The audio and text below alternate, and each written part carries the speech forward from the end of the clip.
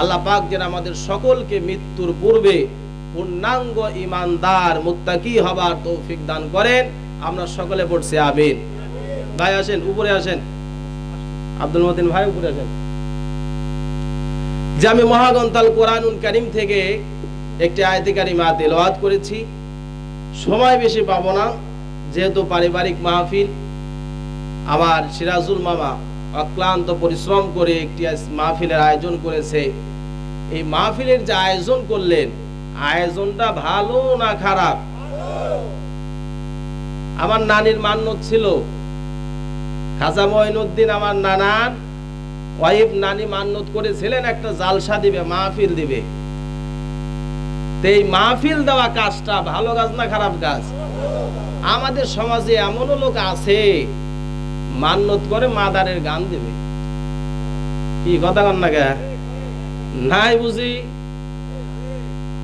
তাহলে ওইটা কি ভালো কাজ? 3 দিন ভরা বেহাপরা নাচ গান করা, মানুষদের ঝাঁকে ঝাঁকে মানুষ আসছে, বেহাপরা দেখছে, ওতে 1 পয়সার কোনো লাভ হবে না, বরংস আল্লাহ পাকের গজব তোমার বাড়ির উপর নাজিল হবে। কতক্ষণ ঠিক কিনা? তা আমরা ওই সমস্ত আজে বাজে মান্যত করব না। বারবারে গরু লিয়ে দৌড়ায়, মুরগি লিয়ে দৌড়ায়, খাসি নিয়ে যায়, 1 পয়সার কোনো লাভ হবে না। সেজদা যদি দিতে হয়, মান্যত যদি করতে হয়, আল্লাহর দরবারে করো। আল্লাহ বলেন ইন্নাল্লাহা আলা কুল্লি শাইইন কাদির, আমি আল্লাহ হলাম সব ক্ষমতার ঊর্ধ্বে। আমি আল্লাহ ছাড়া দুনিয়ার কোনো আজা বাবা, খাজা বাবা, গাজা বাবা, ল্যাংটা বাবা, বাবারে বাবা, ওরে বাবা আছে না নাই? জোরে বলেন আছে না নাই? মাথায় আছে লম্বা লম্বা জট, পরনে আছে লম্বা লম্বা শট, ওক দেখলেই মনে হয় জোরে করে মারি একখান শট। কতক্ষণ ঠিক কিনা? আজারবাগ, গাজারবাগ, খাজারবাগ, কুতুববাগ, শরীফবাগ, যত ভণ্ডের মাজার আছে, এই সমস্ত জায়গায় গিয়ে যদি আপনি মান্যত করেন, আল্লাহি আল্লাহর কসম, কোশ্চিন কালেও আপনার 1 পয়সার নেকি হবে না। কতক্ষণ ঠিক কিনা? প্রিয় ভাইরা আমার, আল্লাহ পাক আমাকে আপনাকে কেন দুনিয়াতে পাঠালেন? আল্লাহ পাক বলছেন, ও দুনিয়ার মানুষেরা তোমরা শোনো, আমি আল্লাহ রব্বুল আলামিন তোমাকে কেন দুনিয়ার বুকে পাঠালাম। আমার কিন্তু একটা মাকসাদ রয়েছে, আমার কিন্তু একটা উদ্দেশ্য রয়েছে। আল্লাহ পাক সূরা জারিয়াত 56 নম্বর আয়াতের মধ্যে দুনিয়ার মানুষদেরকে ডাক দিলেন, ওয়ামা খালাকাতুল জিন্না ওয়াল ইনসা ইল্লা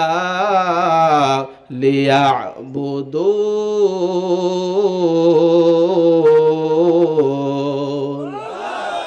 আল্লাহ পাক ডাক দিয়ে বলেন, দুনিয়ার মানুষ তোমরা শোনো, আমি আল্লাহ পাকের উদ্দেশ্য, আমি আল্লাহ পাকের মাকসাদ হলো, এই দুনিয়ার বুকে আমি আল্লাহ পাক মানুষ এবং জিন জাতিকে সৃষ্টি করেছি। এর পিছনে উদ্দেশ্য হলো একমাত্র কেবলমাত্র গোলামি করতে হবে কার? আল্লাহ পাক বলেন, আমার গোলামি করার জন্য আমি সৃষ্টি করেছি। কোন নেতার সামসামি করার জন্য তোমাকে পাঠানো হয় নাই। মসজিদ থেকে যখন এলান হয়ে যাবে, ইলহাম হয়ে যাবে, হাইয়া আলাস সালাহ, নামাজের জন্য যাও, আবার যখন ডাকা হবে হাইয়া আলাল ফালাহ, কল্যাণের দিকে যাও, নামাজ যদি পড়ো তাহলেই তুমি কল্যাণের পথে যাবে। কথা আমার না আল্লাহর। আল্লাহ পাক সে কথা বললেন। এই পৃথিবীর বুকে যত খারাপ মানুষ রয়েছে, যে সমস্ত মানুষরা গুনাহের মধ্যে হাবুডুবু খাচ্ছে, গুনাহ করতেছে, ওই মানুষগুলা যদি নামাজি হয়ে যায়, ওই মানুষগুলা যদি পাঞ্জেগানা নামাজ যদি ঠিক মতো আদায় করতে পারে, আল্লাহ পাক ডাক দিয়ে বলেন, ইন্না নাহনু নাযালনা যিকরা ওয়া ইন্না লাহু লাহাফিজুন।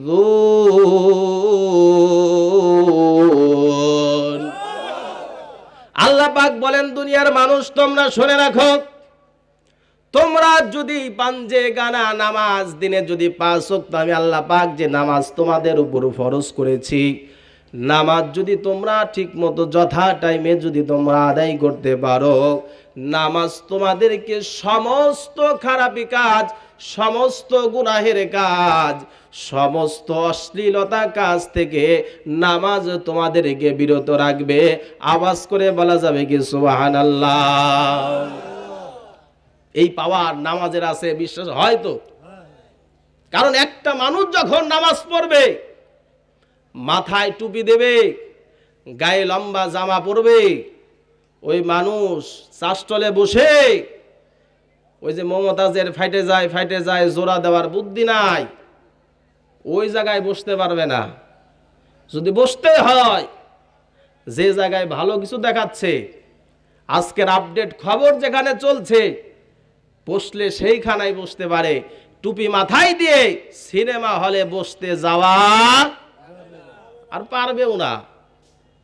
আপনি টুপি মাথায় দিয়ে যে হাজি রুমাল গায়ে দিয়ে সিনেমা হলে ঢুকলেন, মানুষকে এরে দেখো হুজুর এসে ছবি দেখতে, মান সম্মান থাকে, কতক্ষণ থাকে?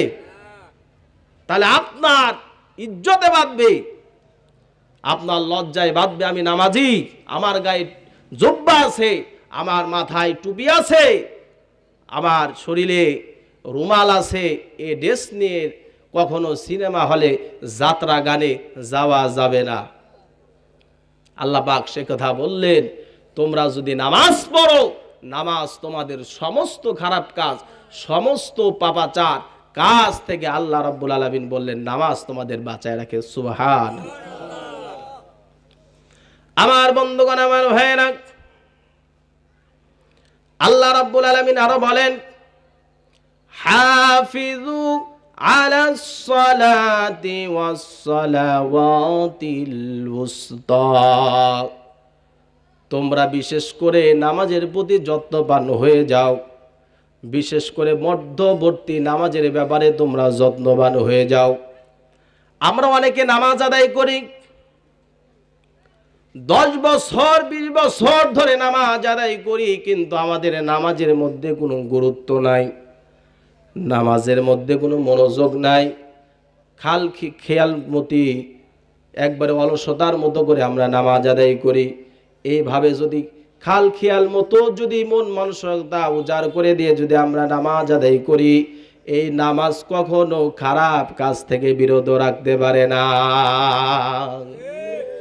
নামাজ পড়ি, নামাজে মনোযোগ নাই, নামাজে নিজে কি পড়ি নিজেই বুঝি না। 10 বছর 20 বছর হয়ে গেল নামাজ পড়ি, যদি বলি ভাই দোয়া কোনটা একটু কম তো দেখি, আমি এইটাই যে পারি না রে বা, আছে না নাই? এ ডানে বামে তাকান, যেটা বলবে না মনে ও আজ এশার নামাজ পড়ে নাই, কারণ এশার নামাজে দোয়া কুনুত পড়া লাগে, কিন্তু ঠিক না? এর জন্য নামাজ মানুষকে খারাপ কাজ, অশ্লীলতা কাজ থেকে বিরত রাখবে। যদি নামাজের ব্যাপারে আমরা যত্নবান হতে পারি, নামাজের ব্যাপারে যদি আমরা গুরুত্বভাবে নামাজ আদায় করতে পারি, আল্লাহ পাক কোরআনুল মাজিদের মধ্যে বললেন নামাজ তোমাদেরকে খারাপ কাজ থেকে বিরত রাখবে। আল্লাহ রাব্বুল আলামিন আরো বলেন, বিশেষ করে তোমরা মধ্যবর্তী নামাজের ব্যাপারে তোমরা সতর্ক হও, মধ্যবর্তী নামাজের ব্যাপারে তোমরা বিশেষভাবে যত্নবান হয়ে যাও। তাফসীরে কেরামরা লিখেছেন, মধ্যবর্তী নামাজ বলতে কোন নামাজকে বোঝানো হয়েছে? কিছু কিছু তাফসীরকারক লিখেছেন, আল্লাহ রাব্বুল আলামিন দিনে 5 ওয়াক্ত নামাজের কথা বলেছে, ফজর, জোহর, আসর, মাগরিব, এশা 5 ওয়াক্ত নামাজের কথা বলেছেন। এই 5 ওয়াক্ত নামাজের মধ্যে ফজর আর জোহর প্রথম 2 ওয়াক্ত, মাগরিব আর এশা শেষে 2 ওয়াক্ত, মাঝখানে বাকি থাকলো কয় ওয়াক্ত? কি আলোচনা কি বুঝতেছেন না নাকি? বুঝতেছেন? হ্যাঁ, মাঝখানে বাকি থাকলো কয় ওয়াক্ত? ওয়াক্তের নাম কি? ওই এক ওয়াক্তের নাম হলো আসরের নামাজ। মুফাসসিরে কেরাম লিখেছেন, কোনো ব্যক্তি যদি আসরের নামাজ ওয়াক্ত মতো সময় মতো যদি আদায় করতে পারে, আমার আল্লাহ রাব্বুল আলামিন তার বাকি নামাজগুলা সহজ আর সহজ করে দেয়। ওয়াক্ত মতো আদায় করা লাগবে, সঠিকভাবে আদায় করা লাগবে। আবার কিছু কিছু মুফাসসিরে কেরাম ব্যাখ্যা করেছেন, মধ্যবর্তী নামাজ বলতে আল্লাহ পাক কোন নামাজের কথা বলেছেন। কিছু কিছু মুফাসসির কেরামরা ব্যাখ্যা করেছেন, ওয়া মিনাল লাইলি ফাতাহাজ্জাত বিহি নাফিলাতাল লাক আসা আইয়াবআসাকা রাব্বুকা মাকামাম মাহমুদা।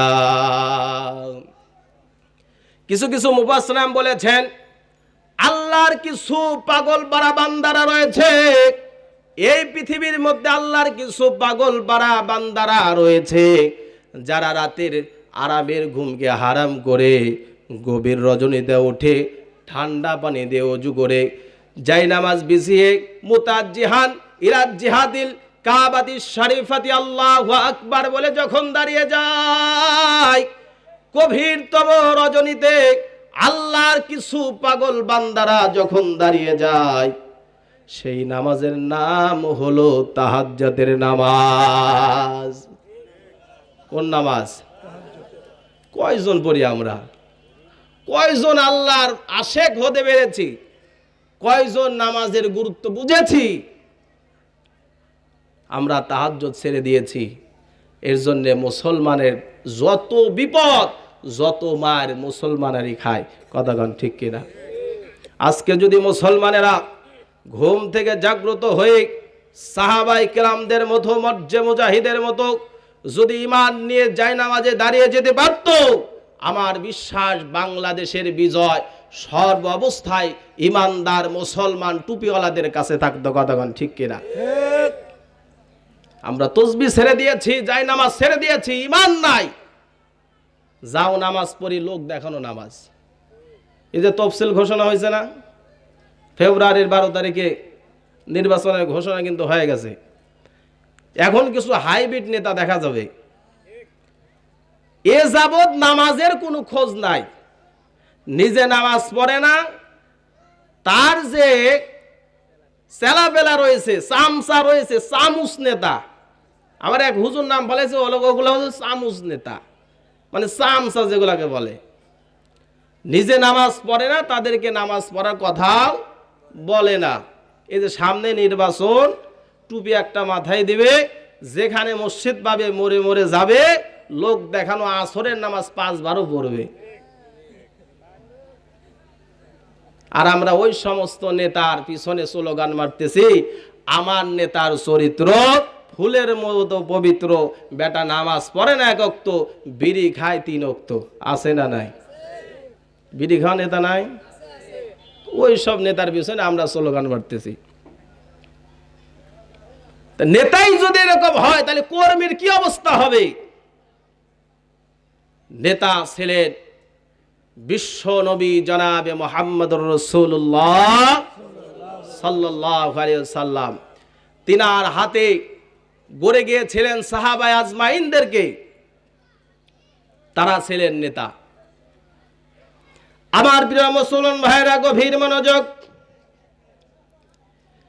নেতা কেমন দরকার? কোন সমস্ত নেতাদেরকে সমাজের মধ্যে নির্বাচিত করা দরকার? তাহলে সমাজের মধ্যে নামাজ কায়েম হয়ে যাবে, জাকাতের বিধান কায়েম হয়ে যাবে, ন্যায় কাজগুলোতে উৎসাহিত হবে, আর অন্যায় কাজগুলোতে বাধা দেবে। আল্লাহ রাব্বুল আলামিন বলেন, আল্লাযীনা ইম্মাক্কান্নাহুম ফিল আরদি আকামুস সালাতা ওয়া আতাউয যাকাতা ওয়া আমারু বিল মারুফি ওয়া নাহাউ আনিল মুনকার ওয়ালিল্লাহি আকিবাতুল উমুর। কোরআন তেলাওয়াত ভালো লাগে না খারাপ লাগে? ভালো লাগে তো? রাসূলুল্লাহ বললেন, যে জায়গায় পবিত্র কোরআনুল কারীমের তেলাওয়াত হয় তার আশেপাশে কোনো শয়তান থাকতে পারে না। সুবহানাল্লাহ বলবেন না?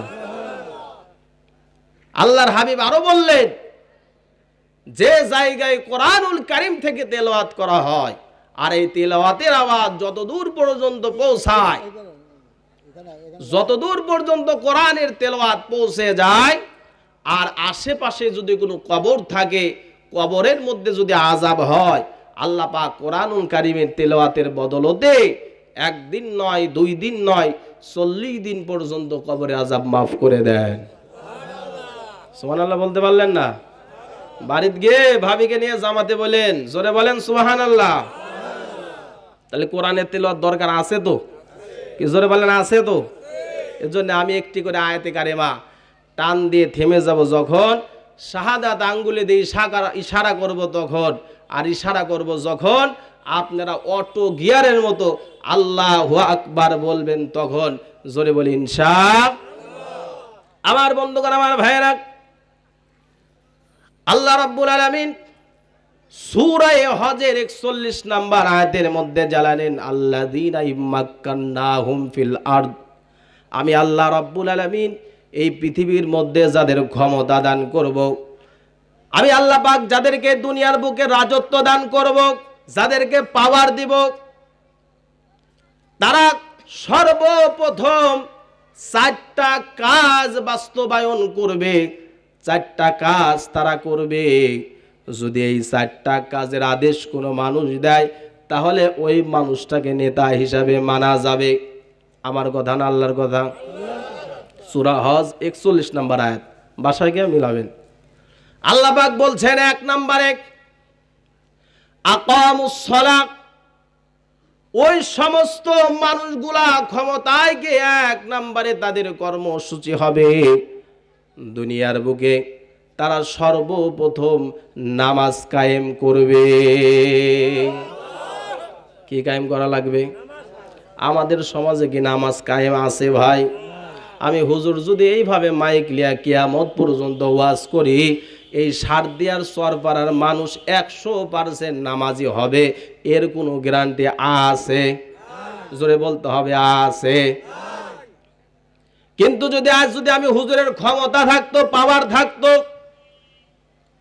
আমি যদি এমপি মন্ত্রী হতাম, এই এলাকার মধ্যে যখন আমি ঘোষণা দিব, যদি কোনো মানুষ নামাজ না পড়ে, ওই মানুষটার রক্তবতী 500 টাকা জরিমানা, আর যদি 5 দিনের জেল, 1 ওয়াক্ত নামাজের জন্য 5 দিনের জেল, এই আইন যদি পার্লামেন্ট থেকে পাশ হয়, তাহলে বলুন তো এলাকার মধ্যে আর কোনো বেনামাজি খুঁজে পাওয়া যাবে? এটাকে বলে নামাজ কায়েম। ওয়াজ করে নামাজ কায়েম হবে না। নামাজ যদি কায়েম চাই, তাহলে তারা যারা নামাজের কথা বলে, দিন ইসলামের কথা বলে, কোরআনের কথা বলে, তাদেরকে সংসদ পর্যন্ত পাঠাতে হবে। কথাগণ ঠিক কিনা? আল্লাহর বিচার হলো, আপনি অন্যায় ভাবে একজনকে মারছেন, মারের বদলে মার। আল্লাহর বিচার হলো, অন্যায় ভাবে কারো হাত কেটে নিছেন, হাতের বদলে হাত, কানের বদলে কান, নাকের বদলে নাক। অন্যায় ভাবে কাউকে হত্যা করেছেন, হত্যার বদলে হত্যা। আমার কথা না আল্লাহর কথা? ওসমান হাদিকে দিনে দুপুরে যারা গুলি করেছে, আল্লাহর বিধান যদি বাংলাদেশে কায়েম থাকতো, ওয়াসারিকু ওয়াসারিকাতু ফাকতাউ আইদিয়াহুমা জাযাআম বিমা কাসাবা নাকারাম মিনাল্লাহ। আল্লাহর বিচার হলো হত্যার বদলে হত্যা করো। ওসমান হাদিকে যারা হত্যা করেছে, গুলি করেছে, এমনকি এক মৃত্যুর সাথে কাতরাচ্ছে, গুলির বদলে তাকে গুলি করা দরকার। কথাগণ ঠিক কিনা? আল্লাহর আইন আছে বাংলাদেশে? সময় এখন সজাগ হন, সচেতন হন, এইবারই সময়। তাছাড়া মায়ের আগেও খাইছেন, এখনো খাওয়াই লাগবে। আমার বন্ধুগণ গভীর মনোযোগ, যে কথা বলছিলাম সূরা হজের 41 নম্বর আয়াত, যারা ক্ষমতায় যাবে তাদের 1 নাম্বার কর্মসূচি হবে তারা সমাজের মধ্যে নামাজ কায়েমের আন্দোলন করবে। নামাজ কায়েম করবে, এই কথা তারা পার্লামেন্ট পর্যন্ত পৌঁছায় দেবে। 2 নাম্বার কর্মসূচি হলো ওয়াতাবুজ যাকাত, যাকাত আদায় করবে। যাকাত বোর্ড টিম গঠন করবে না, যাকাতের শাড়ি যাকাতের লুঙ্গি গঠন তারা করবে না, যাকাত জনগণের থেকে আদায় করবে। এবং যারা গরিব মিসকিন ফকির অসহায় 8 শ্রেণীর মানুষদেরকে যাকাত দেওয়া যায়, এই সমস্ত মানুষদের মাঝে সুষ্ঠুভাবে বন্টন করে দেবে। এইটাকে বলা হয় যাকাত বন্টন। 3 নাম্বার কর্মসূচি হলো তারা ন্যায় কাজে ইয়ামুরুনা বিল মারুফ, ন্যায় কাজে তারা উৎসাহিত দেবে, ন্যায় কাজগুলোকে তারা আঞ্জাম দেবে। ওয়ানাহাউনা আনিল মুনকার, যেগুলা খারাপ কাজ, ঘৃণিত কাজ, অপরাধমূলক কাজ, ওই কাজগুলোকে তারা বাধা প্রদান করবে। বলুন তো যাদের ক্ষমতা আছে তারা পারবে কি পারবে না? রাসূলুল্লাহ সাল্লাল্লাহু আলাইহি সাল্লাম তার নিজ হাতে সাহাবীদেরকে কেমন ভাবে তৈরি করেছেন, তারা খেলাফত পাওয়ার পরে কেমন ভাবে দেশটা চালিয়েছেন। হযরত ওমর ফারুক রাদিয়াল্লাহু তাআলা আনহুর একদিনের ঘটনা একটু শুনে যান। আল্লাহ রাব্বুল আলামিন খলিফাতুল মুসলিমিন হযরত ওমর ফারুককে ছোট্টতম আমাদের মতো বাংলাদেশের সমান এতটুকু দেশের ক্ষমতা দেন নাই। পার্শ্ববর্তী দেশ ভারত এতটুকু দেশের জন্য কিন্তু তাকে ক্ষমতা দেন নাই। আল্লাহ রাব্বুল আলামিন গোটা পৃথিবীর অর্ধেকটা ক্ষমতা ওমরে ফারুক রাদিয়াল্লাহু তাআলা আনহুর হাতে দিয়েছিলেন। আমার বন্ধুগণ, আমার ভাইরা, ওমরে ফারুক রাদিয়াল্লাহু তাআলা আনহু গভীর রজনীতে উঠে তাহাজ্জুদের নামাজ আদায় করার পরে তার রাজ্যের মধ্যে মদিনার মধ্যে অলিতে গলিতে তিনি ঘোরাফেরা করতেন। আর দেখতেন কোন মানুষটা অনাহারে রয়েছে, কে বিপদগ্রস্ত রয়েছে, কে না খেয়ে পড়ে আছে, তাদের খোঁজ খবর নিতেন। আসলে বলেন তো, আমাদের যে সমস্ত নেতা তারা কি জনগণের এইভাবে খোঁজ নেয়? যদি একটা ওয়ার্ডের মেম্বার হয়, ওর গরমেই কিন্তু থাকা যায় না। কি কথা কন না গে? কে আমাকে চেনোস? আমি বললাম হাম করে দেবো কাম, সাবধানে কথা কইস, মেম্বার কিন্তু আমি। আরে বেটা, কার ভোটে মেম্বার হয়েছিস? ওমরে ফারুক রাদিয়াল্লাহু তাআলা অর্ধ জাহানের খলিফা একা একা খোঁজ খবর নিচ্ছেন, মদিনার অলিতে গলিতে ঘোরাফেরা করছেন। ঘুরতে ঘুরতে দূরে একটা তাঁবুর মধ্যে দেখে টিম টিম করে গভীর রজনীতে আলো জ্বলে, আর ছোট্ট ছোট্ট 2টা বাচ্চা কান্না করে আর বলে, মা খাবার দাও, খাবার দাও, ক্ষুধা লেগেছে। মা বলে, ও আমার সন্তান, চুলার মধ্যে খাবার আছে, একটু পরে খাবারটা হয়ে যাবে, তারপরে তোমাকে দিয়ে দিব, তুমি খেয়ে নিও। এভাবে সন্তান দুটো চিৎকার করে আবার বেহুশ হয়ে পড়ে যায়। ওমরে ফারুক নিজের পরিচয় গোপন করে তাঁবুর পাশে চলে গেলেন। ডাক দিয়ে বললেন, মা কি হয়েছে, তোমার বাচ্চারা কাঁদে কেন? ডাক দিয়ে বলে, আমার বাচ্চারা ক্ষুধার যন্ত্রণায় কাঁদে। ওমরে ফারুক ডাক দিয়ে বলেন, মা তোমার চুলার উপর যে খাবার তৈরি হচ্ছে, এই খাবারটা কি তুমি সকাল সকাল রান্না করতে পারো না? আর সন্তানদেরকে তুমি তাড়াতাড়ি কি খাওয়াই দিতে পারো না? বুড়িমা ডাক দে বলে, ওমর শোনো, ও পথিক শোনো, আমার চুলার উপর যে পাতিল দেখছো টকবক করে যে ফুটছে, এই পাতিলের মধ্যে কোনো খাবার নাই, এই পাতিলের মধ্যে আছে পানি আর বড় বড় পাথর দিয়ে আমি জাল করছি। আমার কাছে বাচ্চাদেরকে খাওয়ানোর মতো কোনো খাবার নাই, বাচ্চাদের মুখে তুলে দেওয়ার মতো কোনো আমার কাছে খাবার নাই। বাচ্চাদেরকে সান্ত্বনা দেওয়ার জন্য পাতিলের মধ্যে পাথর দিয়ে আমি জাল করতেছি। এইভাবে বাচ্চাদেরকে সান্ত্বনা দিয়ে আমি এই পর্যন্ত রেখেছি। তবে আমি শুনেছি এই মদিনার বুকে এমন একজন খলিফা রয়েছেন, হযরতে ওমর, তিনি নাকি রাজ্যের মধ্যে সবার খোঁজ খবর নেয়। আমি যে কয়েকদিন ধরে অনাহারে আছি, ওমর তো কখনো আমার খোঁজ খবর নিতে এলো না। পাশেই দাঁড়িয়ে আছেন ওমর, নিজে পরিচয় দিলেন না, ডাক দিয়ে বলেন, মা তুমি দাঁড়াও দেখি তোমার জন্য আমি কোনো ব্যবস্থা করতে পারি কিনা। ওমরে ফারুক রাদিয়াল্লাহু তাআলা আনহু দৌড় দিয়ে চলে গেলেন বাইতুল মালের কারাগারে। ডাক দিয়ে বলেন, গোলাম আসলামকে ডাক দিয়ে বলে, আসলাম রে, তাড়াতাড়ি বস্তার মধ্যে আটা তোলো, বস্তার মধ্যে তরকারি তোলো, খাবার রেডি করো, আর আমার মাথার উপর তুমি চাপায়া দাও। চিল্লায়া বলুন আল্লাহু আকবার। অর্ধ জাহানের খলিফা যিনি, আমরা সকলেই তাহাকে জানি, ওমরে ফারুক যার নাম, সারাটি জীবন করে গেছেন আল্লাহ নবীর কাম। এই ওমরে ফারুক রাদিয়াল্লাহু তাআলা আনহু গোলাম আসলামকে ডাক দিয়ে বলে, আসলাম রে, আটার বস্তাগুলো আমার মাথার উপর তুলে দাও। ডাক দিয়ে বলে, আমিরুল মুমিনিন, আপনি অর্ধ পৃথিবীর কিন্তু আপনার শাসক, আমি গোলাম তো আপনার কাছে হাজির আছি, আপনি কেন মাথায় নেবেন? ডাক দিয়ে বলে, আসলাম রে, আমি যে দৃশ্য দেখে এসেছি, কিয়ামতের ময়দানে আল্লাহ রাব্বুল আলামিন আমাকে ধরবে, আসামির কাঠগড়ায় আমাকে দাঁড় করাবে, তোমাকে দাঁড় করাবে না। আর দেরি করিও না, আমার মাথায় তুমি আটার বস্তা তুলে দাও। ওমরে ফারুক রাদিয়াল্লাহু তাআলা আনহু আটার বস্তা মাথায় করে নিয়া বৃদ্ধা মহিলার কাছে গেলেন, নিজের সাথে থেকে রুটি বানিয়ে দিলেন, তরকারি কুটে দিলেন, বাচ্চাদেরকে খাওয়ালেন, আর ডাক দিয়ে বললেন, বুড়িমা শোনো, আগামীকাল তুমি ওমরের দরবারে যাবে, আমি তোমার জন্য ওইখানে অপেক্ষা করব, কালকে তোমাকে এর থেকে বেশি খাবার দেব। বুড়িমা ডাক দিয়ে বলে, ও পথিক, তুমি কে? তোমাকে তো আমি চিনি না, তবে আমার মন বলছে এই মদিনার প্রেসিডেন্ট ওমর না হয়ে যদি তুমি হতে, তাহলে এই জনপদের মানুষের জন্য আরো বেশি ভালো হয়ে যেত। চিল্লায়া বলুন মারহাবা। সামনে দাঁড়িয়ে আছে কে? জোরে বলেন, দাঁড়িয়ে আছে কে? নিজের পরিচয় দিয়ে বাবা নিতে চাইলেন না, নিজের প্রশংসা পেতে চাইলেন না। ওই কথা শেষ করে চলে গেলেন রাজ দরবারে।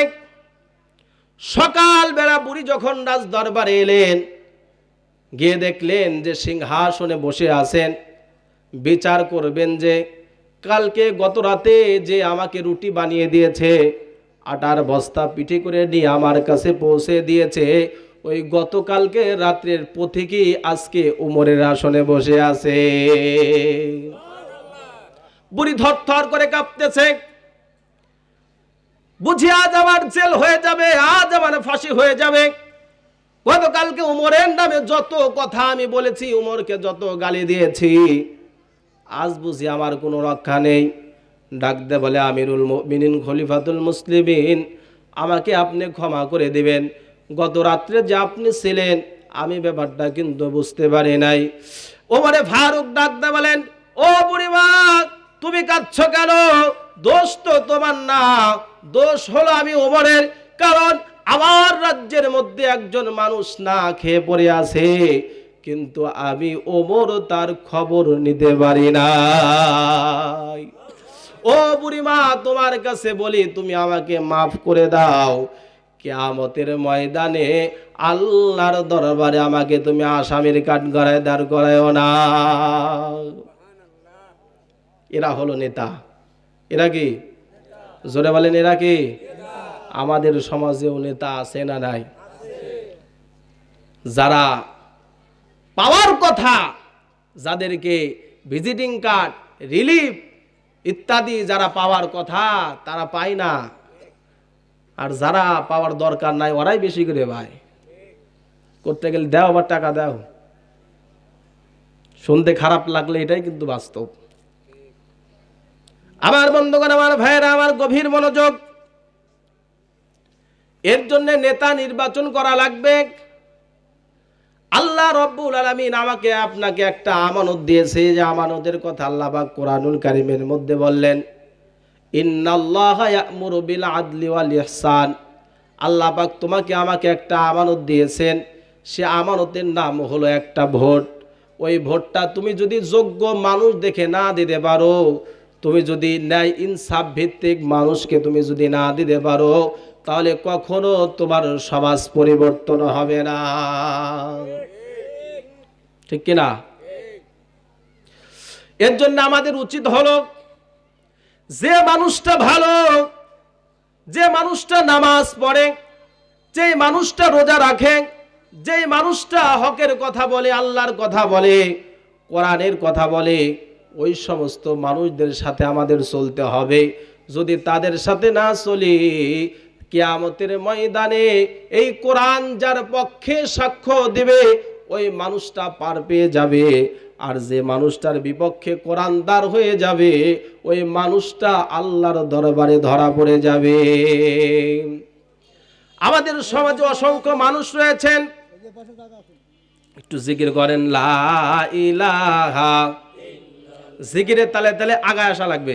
কারণ অনেক মানুষ আসবে যে বাম সাইডে যারা আছেন, চেপে যান তো চেপে যান। আজকে যারা নড়বে তাদের গুনাহগুলা ঝরবে, আজকে যারা নড়বে তাদের গুনাহগুলা ঝরবে, যারা নড়বে না গুনাহ ঝরবে না। হ্যাঁ, জিকিরের তালে তালে লা ইলাহা, জোর হয় না লা ইলাহা, এত সাদের বসত বাড়ি সারিয়া তোর জমিদারি, এত সাদের বসত ভিটা রাখিয়া তোর দালান কোঠা, সব ছাড়িয়া যাইতে হবে, সব ছাড়িয়া যাইতে হবে, দিয়া একদিন ফাঁকি, কার পিছনে তুমি ছুটছো দিবাড়তি, লা ইলাহা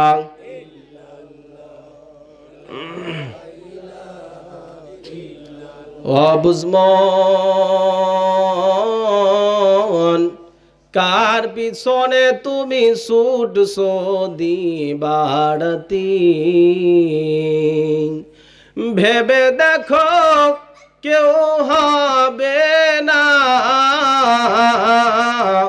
ভেবে দেখো কেউ হবে না, ওই কবরের সাথী, কার পিছনে তুমি ছুটছো দিবাড়তি, লা ইলাহা লা ইলাহা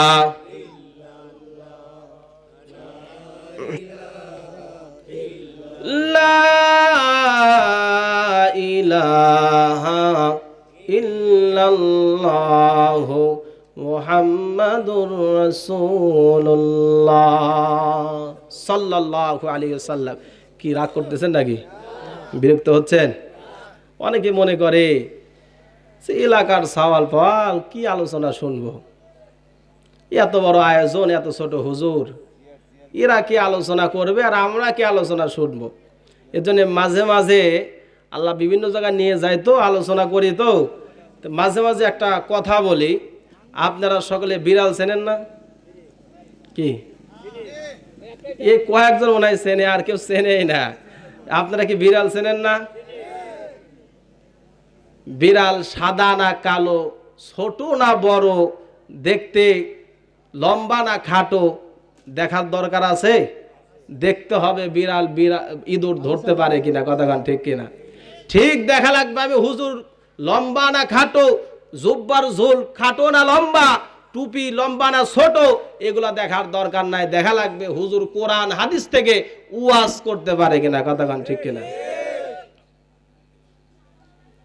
কোরআন থেকে যে কথা বলে, আল্লাহ রাসূল বলেন মান ক্বালা বিহি সাদাকা, কোরআন থেকে যে কথা বলে ওই মানুষটাই সত্য কথা বলে। হোক ছোট, হোক বড়, হোক বিদেশি, হোক দেশি, হোক নিজের এলাকার লোক, যেই কোরআন থেকে কথা বলবে ওই মানুষটাই সত্য কথা বলবে, ঠিক কিনা? আমার ভাইয়ের, আমার বন্ধুগণ, গভীর মনোযোগ। আমরা সমাজের মধ্যে অসংখ্য মানুষ বসবাস করি। মানুষ মানতেই ভুল, জীবনে অসংখ্য গুনাহ আমরা করে ফেলেছি ভাই। গুনার জন্য আল্লাহর কাছে তওবা করা লাগবে। অনেক মানুষের পিছনে পড়ে, অনেক বন্ধুর পিছনে ঘুরে, অনেক বান্ধবীর পিছনে ঘুরে জীবনে প্রচুর পরিমাণ ভুল করে ফেলেছি, গুনাহ করে ফেলেছি। এই ভুলের জন্য কেউ যদি তওবা করে, আল্লাহ রাব্বুল আলামিন বলেন যারা তওবা করে, ইন্নাল্লাহা ইউহিব্বুত তাওয়াবিনা ওয়া ইউহিব্বুল মুতাতাহহিরিন, আমি আল্লাহ রাব্বুল আলামিন তওবাকারীকে ভালোবাসি। আমি আল্লাহর কাছে কেউ যদি হাত তুলে তওবা করতে পারে, আমি আল্লাহ তার অতীতের সমস্ত গুনাহগুলা মাফ করে দেই। অনেকে গুনার মধ্যে হাবুডুবু খাচ্ছে, মনে হচ্ছে আমার গুনাহ আর ক্ষমা হবে না। আল্লাহ মনে হয় আমার অপরাধগুলো আর ক্ষমা করবেন না।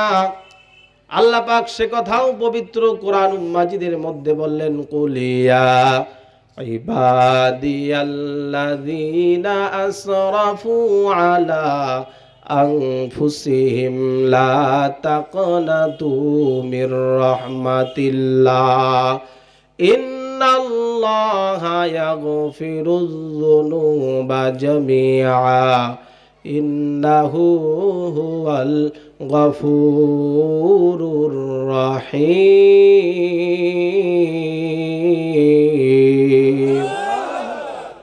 আল্লাহ পাক বলছেন, বান্দারে নিরাশ হও না, হতাশ হও না। কত গুনাহ তুমি করেছো, গুনাহ করতে করতে সমুদ্রের ফেনা পরিমাণও যদি তুমি গুনাহ করে থাকো, তুমি আমার রবের দিকে তুমি ফিরে আসো, আমার কাছে তুমি ক্ষমা চাও, আমি আল্লাহ কিন্তু তোমার জীবনের সমস্ত ভুলগুলা, সমস্ত গুনাহগুলা কিন্তু আমি আল্লাহ মাফ করে দেব।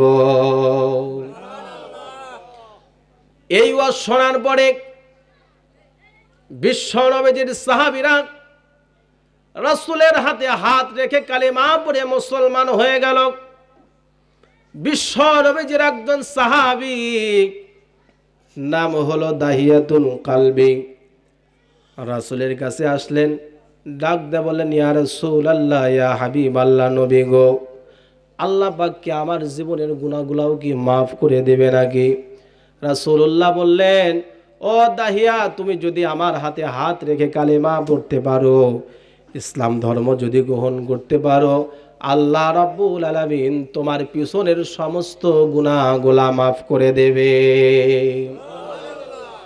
দাহিয়াতুল কালবি আর দেরি করলেন না, রাসূলুল্লাহ সাল্লাল্লাহু আলাইহি সাল্লামের হাতে হাত রেখে কালেমা পড়ে মুসলমান হয়ে গেলেন। জোরে বলি আল্লাহু আকবার। ডাক দিয়ে বলেন, ইয়া রাসূলুল্লাহ, আমার জীবনের গুনাহগুলাও কি মাফ হয়ে গিয়েছে?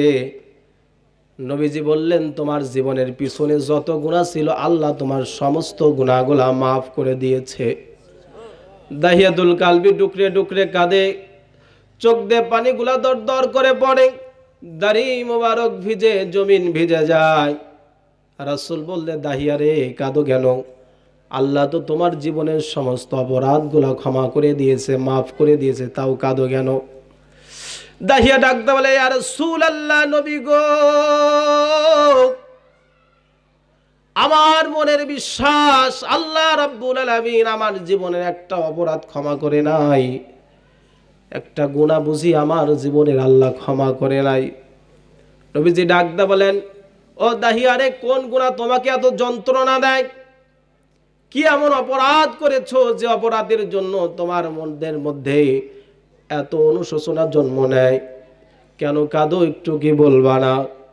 দাহিয়াতুল কালবি ডাকতে বলে, ইয়া রাসূলুল্লাহ, ইয়া হাবিবাল্লাহ, নবী গো, আমি যখন ব্যবসার জন্য শামের উদ্দেশ্য যখন রওনা দেব, এই সময় আমার স্ত্রী প্রেগন্যান্ট ছিল, আমার স্ত্রীর গর্ভে সন্তান ছিল। জাহিলিয়াতের কারণে আমি আমার স্ত্রীকে বলে গিয়েছিলাম, স্ত্রী রে, তোমার গর্ভে যে সন্তানটা আমি রেখে যাচ্ছি, এই সন্তানটা যদি কন্যা সন্তান হয়, তাহলে তুমি তাকে জীবিত হত্যা করে ফেলবে। আওয়াজ দিয়ে বলুন নাউজুবিল্লাহ।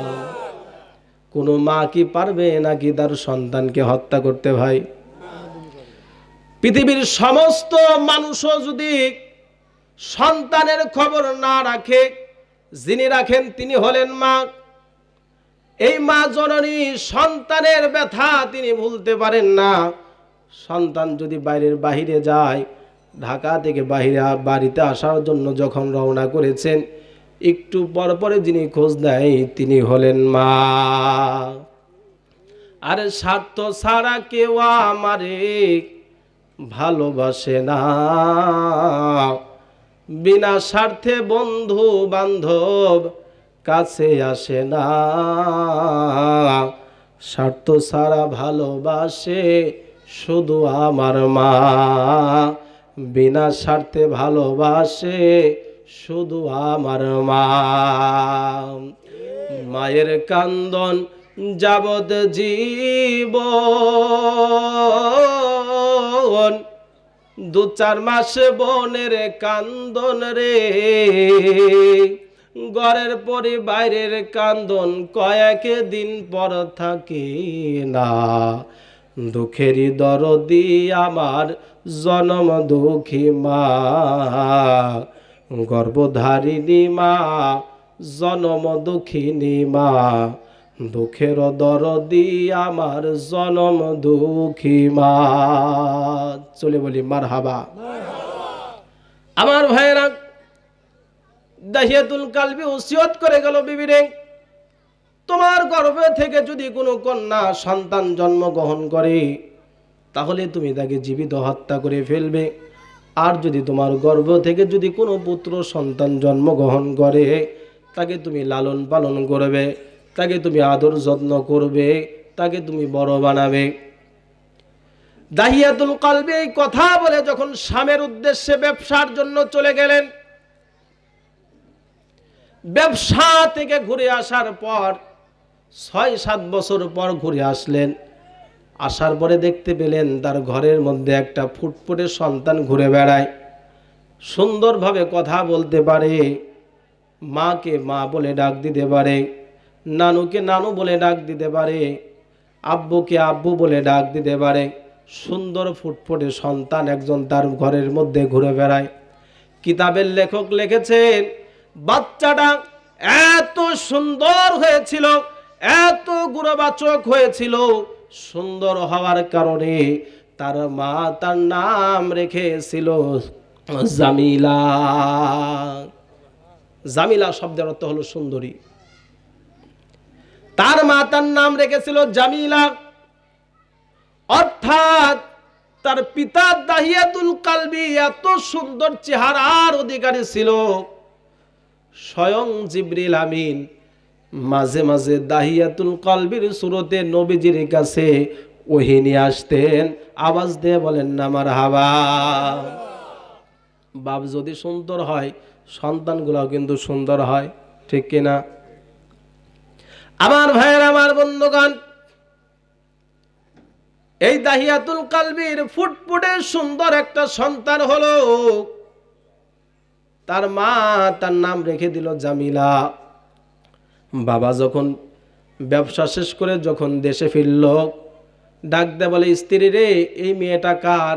এত সুন্দর মেয়ে, আমার মুখের মতোই তো বড়াই মুখ দেখা যায়, আমার হাতের মতোই তো হাত দেখা যায়, আমার চোখের মতোই তো বড়াই কিছু চোখটা মিল পাওয়া যায়। ও স্ত্রী, সত্যি করে বলো এই মেয়েটা কার? স্ত্রী ডাক দেয় বলে, পানির স্বামী, আপনি যখন বিদেশে চলে গিয়েছিলেন, আমার গর্ভে যখন সন্তানটা রেখে আপনি বিদেশে যখন চলে গেলেন, ব্যবসার জন্য যখন গেলেন, আর বললেন যদি তোমার গর্ভ থেকে কন্যা সন্তান হয় তাকে তুমি মেরে ফেলে দিও, পুত্র সন্তান হলে তুমি তাকে জীবিত রেখে দিও। ও স্বামী, আমার গর্ভ থেকে একটা মেয়ে সন্তান, কন্যা সন্তান আল্লাহ পাক দান করেছে। সন্তান দেওয়ার মালিককে? কন্যা সন্তান দেওয়ার মালিককে? পুরুষ সন্তান দেওয়ার মালিককে? আবার না দেওয়ার ক্ষমতা জোরে বলেন কার? এখানে কারো হাত নাই। আল্লাহ রাব্বুল আলামিন তাকে কন্যা সন্তান, ফুটফুটে কন্যা সন্তান দান করেছে। ডাক দে বলে, পানের স্বামী, এই সন্তানটা অন্য কারো নয়, এই সন্তানটা হলো আপনার সন্তান। ডাক দে বলে, বিবি রে, তোকে এতবার করে বলে গেলাম, যদি কন্যা সন্তান হয় তুই কি তাকে তুই হত্যা করে ফেলিস, কেন তুই জীবিত রেখেছিস? রাসূলুল্লাহ সাল্লাল্লাহু আলাইহি সাল্লাম সামনে বসে আছে, দাহিয়াতুল কলবির কাছ থেকে ঘটনা শুনছে। নবীজির চোখ দিয়ে বেবে টপ টপ করে দর দর করে পানি পড়ছে। চিল্লায় বলেন আল্লাহু আকবার। নবীজি বলছেন, দাহিয়া রে, কেমন করে তুমি এই সমস্ত কথা বলতে পারলা? ডাক দে বলেন, ইয়া রাসূলুল্লাহ, এটুকুই না, সামনে আরো আছে। যখন কন্যা সন্তানটাকে আমার সামনে আনা হলো, দেখেই শয়তান আমার মনের মধ্যে প্ররোচনা দান করে দিল। শয়তান বলল, এই মক্কার জীবনে কন্যা সন্তানের কোনো দাম নাই, কন্যা সন্তানের কোনো যারা বাবা হয় তাদের মক্কার মধ্যে কেউ দাম দিতে চায় না, অতএব তুই কন্যা সন্তানকে তুই হত্যা করে ফেল। শয়তান আমাকে সেই দিন থেকে মনের মধ্যে প্ররোচনা দেওয়া শুরু করে দিল। ইয়া রাসূলুল্লাহ, ইয়া হাবিবাল্লাহ, জাহিলিয়াতের কারণে আমার মনের মধ্যে সব সময় ধাক্কা দেয়, কখন আমি সন্তানটাকে হত্যা করব। একদিন বাহানা করে আমার স্ত্রীকে ডাক দেয়, বলেন, পানির স্ত্রী গো, আমার মেয়ে জামিলা কোথায়? জামিলাকে তুমি ডাক দাও, জামিলাকে সুন্দর করে সাজায় দাও, জামিলাকে সুন্দরভাবে তুমি গোসল দেয়া দাও। ও স্ত্রী, উত্তম পোশাকটা, ভালো পোশাকটা তুমি তাকে পরিধান করাও। আমার মেয়েকে নিয়ে, জামিলাকে নিয়ে আমার শ্বশুর বাড়ি, তার নানুর বাড়ি বেড়াতে নিয়ে যাব। এই কথা শুনে মা বড্ড খুশি হয়ে গেলেন। হয়তো দাহিয়া এই সুন্দর চেহারা দেখার কারণে তার মেয়েকে আর হত্যা করবে না। বিবি সুন্দর করে গোসল করায় দিলেন, মাথায় তেল দিয়ে দিলেন, সুন্দর পোশাক পরিধান করায় দিলেন। দাহিয়াতুল কলবি তার নানুর বাড়ি নিয়ে যাবে। মেয়েটাকে রাস্তা দিয়ে যখন নিয়ে যায়, কিছু দূর যাওয়ার পরে আবার মরুভূমির পথের দিকে যখন রওনা দেয়, মেয়ে ডাক দে বলে, বাবা, আম্মুর সাথে আমি কয়েকবার নানুর বাড়ি গিয়েছি, আপনি আমাকে যে রাস্তা দিয়ে নিয়ে যাচ্ছেন, আম্মু তো আমাকে এই রাস্তা দিয়ে নিয়ে যায় নাই, আপনি মনে হয় ভুল কোনো পথ দিয়ে আমাকে নিয়ে যাচ্ছেন। দাহিয়া ডাক দে বলে, আমার মেয়ে শোনো, আমি যে রাস্তা দিয়ে নিয়ে যাচ্ছি, রাস্তা দিয়ে গেলে তোমার সহজ হবে, কাছে হবে, এর জন্য আমি তোমাকে এই মরুভূমির পথ দিয়ে নিয়ে যাই। যাইতে যাইতে পাহাড়ি এলাকা, মরুভূমির মধ্যে হঠাৎ করে দাহিয়াতুল কলবি ডাক দে বলে, মেয়ে তুমি এইখানে থামো। দাহিয়াতুল কলবি তার বেগের মধ্যে থেকে একটা কোদাল বের করলেন, কোদাল বের করে মাটিটাকে তাই খুঁড়তে শুরু করলেন। জামিলা ডাক দে বলেন, বাবা, এই মরুভূমির মধ্যে, উত্তপ্ত রোদের মধ্যে, গরম টকবগে বালুর মধ্যে আপনি কেন এইখানে গর্ত খনন করেন? ডাক দে বলে, মেয়ে রে, তুমি জানো না এই জায়গায় আমার কিছু সম্পদ লুকায়িত রয়েছে, কিছু সম্পদ আমি এই জায়গায় অনেক পূর্বে রেখে গিয়েছিলাম, এই সম্পদগুলো আমি বের করার জন্য খনন করছি। দাহিয়াতুল কলবি যখন গর্ত খনন করে, সাথে মেয়েও গর্ত খনন করে।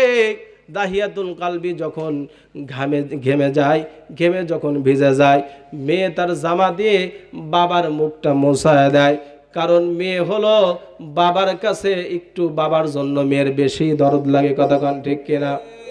মেয়ে কিন্তু বাবার পিছ একটু বেশি ধরে, বাবার কাছে বেশি বায়না করে। আমার বন্ধুগণ, আমার ভাইয়েরা, এই দাহিয়াতুল কলবি যখন তার দাড়ির মধ্যে বালি ঢুকে যায়, ছোট্ট মানুষ, 6-7 বছরের মেয়ে জামিলা ছোট্ট ছোট্ট হাত দিয়ে দাড়িগুলা খিলাল করে দেয়, বালিগুলো ঝেড়ে দেয়, ঘামগুলো মুছে দেয়। এক পর্যায়ে যখন গর্ত যখন বড় হয়ে গেল, দাহিয়াতুল কলবি মেয়েকে ডাক দিয়ে বলে, মেয়ে, দেখো গর্ত কত ভারী হয়েছে। মেয়ে যখন গর্তের কিনারায় এসে দাঁড়ায়, দাহিয়াতুল কলবি হাইনার মতো হিংস্র হয়ে মেয়েকে ধাক্কা দিয়ে গর্তের মধ্যে ফেলে দেয়। আওয়াজ দিয়ে বলা যাবে কি নাউজুবিল্লাহ? আমার মুসলমান ভাইয়েরা, যখন গর্তের মধ্যে ফেলে দিল, মেয়ে ডাক দে বলে, বাবা, আমি গর্তের মধ্যে পড়ে গিয়েছি, আমাকে উঠান। দাহিয়া বলে, না না, তুমি গর্তের মধ্যে পড়ো না, আমি তোমাকে গর্তের মধ্যে ফেলেছি। গর্তের মধ্যে ফেলানোর পর দাহিয়াতুল কলবি একটা একটা করে পাথর দিয়ে যখন আঘাত করে, ডাক দে বলেন, বাবা, মারবেন না, মায়ের মুখে শুনেছি আপনি নাকি কন্যা সন্তান হত্যা করেন, আমি বুঝে ফেলেছি আপনি আমাকে আজ হত্যা করে ফেলবেন। ও বাবা, আপনার কাছে আমি প্রাণ ভিক্ষা চাই, দুইটা হাত উঁচু করে আপনার কাছে আমি প্রাণ ভিক্ষা চাই। ও বাবা, আমাকে মারবেন না, জীবনে কোনোদিন আপনাকে আব্বা বলে পরিচয় দেব না, জীবনে কোনোদিন আপনার পরিচয় দেব না, জীবনে কোনোদিন আপনার বাড়িতে আমি যাব না, আমাকে আপনি মারবেন না, আমাকে ছেড়ে দেন, আমার চোখ দুই চোখ যেই দিকে যায় আমি সেই দিকে চলে যাব।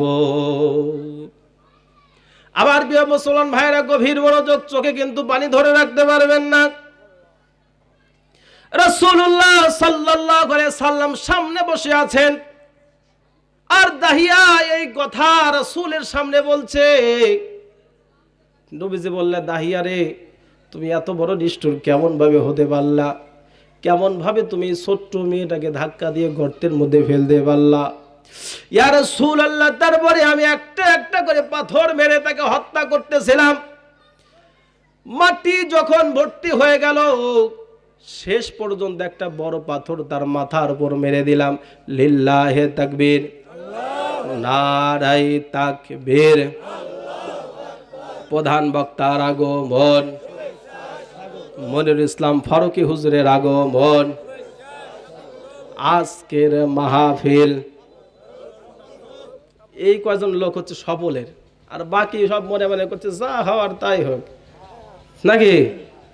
আপনারা মাহফিল সফল না বিফল, কোন পক্ষে? তা আমি যখন বলবো আজকের মাহফিল, বেটা ছাওয়ালের কণ্ঠে বলা লাগবে সফল হোক, সফল হোক। আজকের মাহফিল লিল্লাহে তাকবীর। আমার বন্ধুগণ, আমার ভাইয়েরা, অল্প সময়ের মধ্যে শেষ করে দিব।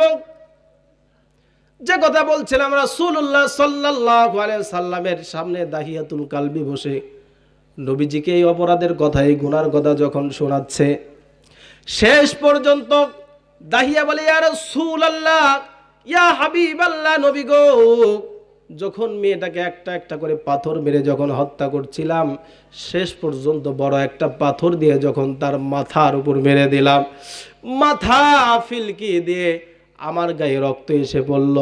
মেয়েটাকে দাফন করে যখন আমি বাড়ির দিকে যাই, আমার পিছ থেকে কে যেন আওয়াজ দেয়, আব্বা আর মারবেন না, আব্বা আর মারবেন না। ইয়া রাসূলুল্লাহ, ইয়া হাবিবাল্লাহ, নবী গো, ওখান থেকে শেষ করে আমি বাড়িতে আসলাম, তাও কে যেন বলে আব্বা মারবেন না, আর মারবেন না, আর মারবেন না। ইয়া রাসূলুল্লাহ, আমি শুইতে গেলে শব্দ শুনি, ঘুমাইতে গেলে শব্দ শুনি, খাইতে গেলেও কে যেন বলে আর মারবেন না, আমাকে আর মারবেন না। ইয়া রাসূলুল্লাহ, ইয়া হাবিবাল্লাহ, নবী গো, আপনার কাছে জানতে চাই, আপনার হাতে হাত রেখে আজকে যে আমি মুসলমান হয়ে গেলাম, আমার জীবনের এত বড় গুনাহ, আমার জীবনে এত বড় অপরাধ, আল্লাহ কি আমার জীবনের অপরাধটাও ক্ষমা করে দিয়েছে নাকি? আল্লাহ রাসূল চোখ দিয়ে দর দর করে পানি বের হয়। রাসূলুল্লাহ সাল্লাল্লাহু আলাইহি সাল্লাম বললেন, দাহিয়া রে, এত বড় নিষ্ঠুরতম কাজ তুমি কেমন ভাবে করলা? আমি রাসূল যেহেতু বলেছি, যারা বিধর্মী থেকে ইসলাম ধর্মে গ্রহণ করবে আর যারা তওবা করবে, আল্লাহ পাক তাদের পিছনের গুনাহগুলো ক্ষমা করে দেবে। আল্লাহ রাব্বুল আলামিন তোমার পিছনের এই এত বড় জঘন্যতম অপরাধ আল্লাহ তোমার ক্ষমা করে দিয়েছে। আওয়াজ করে বলা যাবে কি সুবহানাল্লাহ? আমাদের জীবনে ভুল আছে না নাই? অপরাধ আছে না নাই? গুনাহ আছে না নাই? এর জন্য কি আল্লাহর কাছে তওবা করার দরকার আছে না নাই? বেশি বেশি তওবা করতে হবে, কারণ মৃত্যু আমাদের কখন কিভাবে হয়ে যাবে বলতে পারবো না। কয়েকদিন আগে ওই যে আমার চাচাতো বোন, আমার হাই চাচার মেয়ে, 17 বছর 16-17 বছর মেয়ে দুনিয়া থেকে চলে গেল। কত যুবক দুনিয়া থেকে চলে যাচ্ছে, কত 30 বছর 35 বছর মানুষ দুনিয়া থেকে বিদায় নিয়ে চলে যাচ্ছে। কার কখন মৃত্যু নামক আজরাইল এসে আমাদের মোলাকাত দিবে কেউ বলতে পারি না। এর জন্য সর্ব অবস্থায় তওবা করে যারা আমরা মরতে পারি, সকলে বলি না আমিন। রাসূলুল্লাহ দিনে 70 বার বুখারী শরীফের হাদিসে এসেছে রাসূলুল্লাহ সাল্লাল্লাহু আলাইহি সাল্লাম দিনে 100 বার করে তওবা করতেন। জোরে বলি সুবহানাল্লাহ।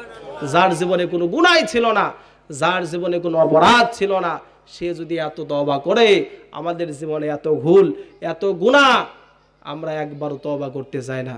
তাহলে তওবা করা দরকার আছে না নাই? এই জন্য আল্লাহ পাক দুনিয়া থাকতেই আমাদেরকে পরীক্ষা করবেন। এই পরীক্ষায় যদি আমরা উত্তীর্ণ হতে পারি, কিয়ামতের ময়দানে আল্লাহ পাক আমার আপনার জন্য সুখময় জান্নাতের ব্যবস্থা রেখে দিয়েছেন। জোরে বলি সুবহানাল্লাহ। এতক্ষণ পর্যন্ত যে আলোচনা করলাম, আলোচনার মধ্যে যদি ভুল ত্রুটি বেয়াদবি হয়ে থাকে নিজ গুণে ক্ষমা করবেন। আমি কোনো ভিনদেশি ছেলে নয়, প্রায় অত্র এলাকার সবাই আমাকে চেনেন। বিশেষ করে এই যে আমার নানার মসজিদে, চরপাড়া মসজিদে দীর্ঘ 2.5 বছর ইমামতি করেছি। আর চরপাড়াতে সব থেকে বেশি খানা খাইছে আমার নানার বাড়িতে। ঠিক আছে, যত দাওয়াত নানার বাড়িতে কিছু পাক হলেই হুজুর আসেন, অটো দাওয়াত, বুঝলেন। অন্তর থেকে নানার জন্য দোয়া করি, আল্লাহ পাক যেন তাকে দিনের জন্য কবুল করেন। নানি অসুস্থ, আল্লাহ পাক যেন তাকে সুস্থতা দান করেন। সকলে পড়ছে আমিন। এতক্ষণ পর্যন্ত যে আলোচনা করলাম, আলোচনায় কেউ হবেন না বেজার। সকলের প্রতি সালাম আর শ্রদ্ধা হাজার হাজার।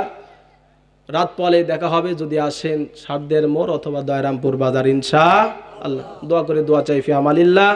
আসসালামু আলাইকুম ওয়া রাহমাতুল্লাহি ওয়া বারাকাতুহু।